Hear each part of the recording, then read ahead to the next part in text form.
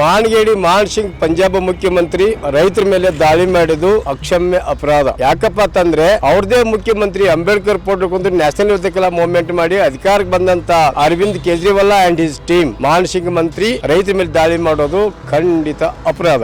Number 2, ಸ್ವತಃ ಅಂಬೇಡ್ಕರ್ ಈ ದೇಶಕ್ಕೆ ಬಂದ್ರು ಸಂವಿಧಾನ ಏನು ಮಾಡಕ್ಕಾಗದಲ್ಲ ಆಡಳಿತ ಇರ್ಬೇಕಂತ ಘಂಟಾ ಘೋಷಣೆ ಭಾಷಣ ಮಾಡಿದ ನಾಲಾಯಕ್ ಪ್ರಧಾನಮಂತ್ರಿ ನರೇಂದ್ರ ಮೋದಿ ಅವರು ಇವತ್ತು ರೈತರ ಮೇಲೆ ಭಾರ ಸಾರಾ ಸೆಟ್ ದಾಳಿ ಮಾಡಿದ್ರೆ ಕೇಳ್ತಕ್ಕಂತ ಅಧಿಕಾರ ತಂದ್ರೆ ಅವರಿಗೆ ನೈತಿಕತೆ ಎಲ್ಲಿದೆ? ಇನ್ನು 3ನೇ ಪಾಯಿಂಟ್ ಹೇಳೋದು, ಮಣಿಪುರದಾಗ ಸಾಕಷ್ಟು ನಿರಂತರವಾಗಿ ಅತ್ಯಾಚಾರ ನಡೆದ, ಅಲ್ಲಿ ಹೋಗಕ್ಕೆ ಅವ್ರಿಗೆ ಟೈಮ್ ಇಲ್ಲ. ಶಿಂಗು ಗಡಿ ಒಳಗ, ಹರಿಯಾಣದೊಳಗ, ಪಂಜಾಬ್ದಾಗ ರೈತರು ಹೊಡ್ಬೋದು, ಅಲ್ಲಿ ಹೋಗಕ್ಕೆ ಅವ್ರಿಗೆ ಟೈಮ್ ಇಲ್ಲ.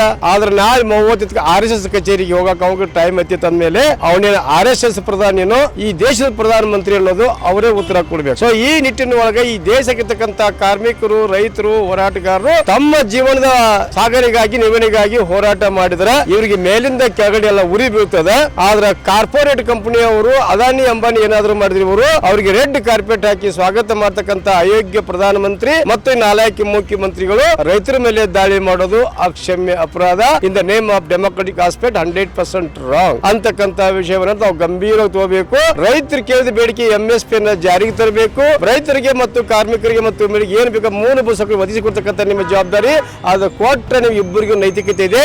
ಅವಾಗ ನೀವು ಮುಖ್ಯಮಂತ್ರಿ ಪ್ರಧಾನಮಂತ್ರಿ ಹೇಳಿಕೆ ನಿಮಗ ಯೋಗ್ಯತೆ ಇದೆ. ಇಲ್ಲದೆ ಹೋದ್ರೆ ನೀವು ಯಾರ್ದೋ ಕೈಯಾಗಿ ಜೀತ ಮಾಡ್ತಕ್ಕಂತ ಜೀತದ ಆಳುಗಳು ಅಥವಾ ಕೂಲಿಕಾರ ಅಂತಕ್ಕಂತ ಪಟ್ಟ ನೀವು ಕಟ್ಕೋಬೇಕಾಗ್ತದೆ. ಆ ನಿಟ್ಟಿನಲ್ಲಿ ರೈತರಿಗೆ ನಾವು ಎಲ್ಲಾ ರೀತಿಯ ಸಪೋರ್ಟ್ ಮಾಡಿ ಕರ್ನಾಟಕದ ಎಲ್ಲ ರೀತಿಯ ಸಪೋರ್ಟ್ ಕೊಡ್ತೀವಿ. ಇದನ್ನ ಗಂಭೀರವಾಗಿ ಪರಿಗಣಿಸಿ ಮೋದಿ ಮತ್ತು ಮಾನ್ ಸಿಂಗ್ ಆ ರೈತರಿಗೆ ನೀವು ಎಲ್ಲಾ ರೀತಿಯ ಸಂರಕ್ಷಣೆ ಕೊಡೋದ ಮೂಲಕ ಅವರಿಗೆ ಮೂಲಭೂತ ಸೌಲಭ್ಯ ಕೊಡೋದ ಮೂಲಕ ನೀವು ನ್ಯಾಯ ಒದಗಿಸೋದು ಒಳ್ಳೆಯದಂತಕ್ಕಂಥದ್ದೇ ನನ್ನ ಸ್ಪಷ್ಟವಾದ ಬೇಡಿಕೆ ಅಥವಾ ನಿವೇದನೆ.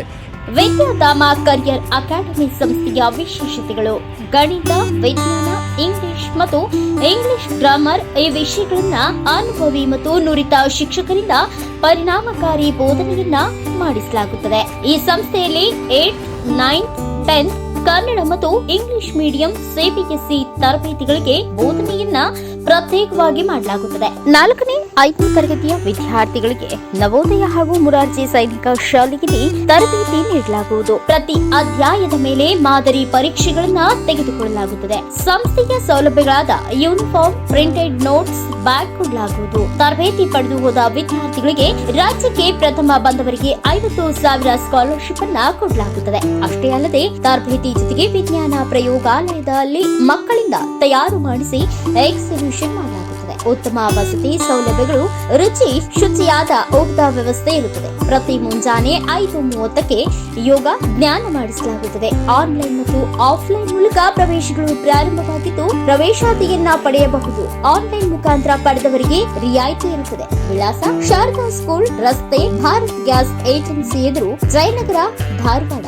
ಮೊಬೈಲ್ ನಂಬರ್ 7795316436 ಅಥವಾ 9108524635. ಇವತ್ತು ದೇಶದೊಳಗೆ ರೈತರಿಗೆ ಬೆಂಬಲ ಬಲ ಕೊಡ್ಬೇಕಂತೇಳಿ ಸಂಯುಕ್ತ ಕಿಸಾನ್ ಮೋರ್ಚಾ ಅಡಿಯೊಳಗೆ ದೆಹಲಿ ಬಾರ್ಡರ್ ನೊಳಗೆ ಬಹಳ ದೀರ್ಘಾವಧಿ ಹೋರಾಟ ನಡೀತಾ ಇದೆ. ಇವತ್ತು ಕೇಂದ್ರ ಸರ್ಕಾರ ಇರ್ಬೋದು, ಪಂಜಾಬ್ ಸರ್ಕಾರ ಇರ್ಬೋದು. ಪಂಜಾಬ್ ಸರ್ಕಾರ ರೈತರ ಹೋರಾಟಕ್ಕೆ ಬೆಂಬಲ ಕೊಡ್ತೇನೆ ಅಂತ ತಿಳ್ಕೊಂಡು ಹೇಳಿ ಇವತ್ತು ಅಧಿಕಾರಕ್ಕೆ ಬಂದಿದೆ. ಇನ್ನು ಕೇಂದ್ರ ಸರ್ಕಾರ ನಾವು ಬೆಂಬಲ ಬೆಲೆಯನ್ನ ಜಾರಿಗೆ ತರ್ತೇವೆ ಅಂತೇಳಿ ಲಿಖಿತವಾಗಿ ಬರೆದು ಕೊಟ್ಟು ಹೋರಾಟವನ್ನ ಹಿಂದೆ ಸರಿಸಿ ಮತ್ತೆ ಮಾತು ತಪ್ಪಿ ಇವತ್ತು ಮತ್ತೆ ನಿರಂತರ ಹೋರಾಟಕ್ಕೆ ಅನಿಗೊಳಿಸಿದೆ. ಆ ಹೋರಾಟ ನಡೆದಿರತಕ್ಕಂತ ಸಂದರ್ಭದಲ್ಲಿ ಏನು ದೀರ್ಘಾವಧಿ ಹೋರಾಟ ಮಾಡುವಂತ SKM ನ ಹೋರಾಟಗಾರ, ರೈತ ಹೋರಾಟಗಾರ ಇದ್ದಾರೆ, ಅವ್ರ ಮೇಲೆ ಹಲ್ಲೆ ಮಾಡುವ ಮೂಲಕ ಪಂಜಾಬ್ ಸರ್ಕಾರವು ಕೇಂದ್ರ ಸರ್ಕಾರ ಒಗ್ಗೂಡಿ ಇವತ್ತು ಆ ಹೋರಾಟವನ್ನು ಹತ್ತಿಕ್ಕುವಂತ ಕೆಲಸ ಮಾಡ್ಲಿಕ್ಕೆ ದೇಶದ ರೈತರಿಗೆ ಬೆಂಬಲ ಬೆಲೆ ಕೊಡ್ಲಿಕ್ಕೆ ಬಹಳ ಮೀನಾಮೀಸ ಅನಿಸ್ಲಿಕ್ಕೆ ಈ ದೇಶದೊಳಗ ರೈತರ ಹೆಸರು ಹೇಳ್ಕೊಂಡು ಅಧಿಕಾರಕ್ಕೆ ಬಂದು ಆ ರೈತನಿಗೆ ನ್ಯಾಯ ಒದಗಿಸಿಕೊಡುವಲ್ಲಿ ವಿಫಲವಾಗಿರತಕ್ಕಂತ ಕೇಂದ್ರ ರಾಜ್ಯ ಸರ್ಕಾರಗಳಿಗೆ ನಾವಿವತ್ತು ಉಗ್ರವಾಗಿ ಖಂಡನೆ ಮಾಡ್ತೇವೆ.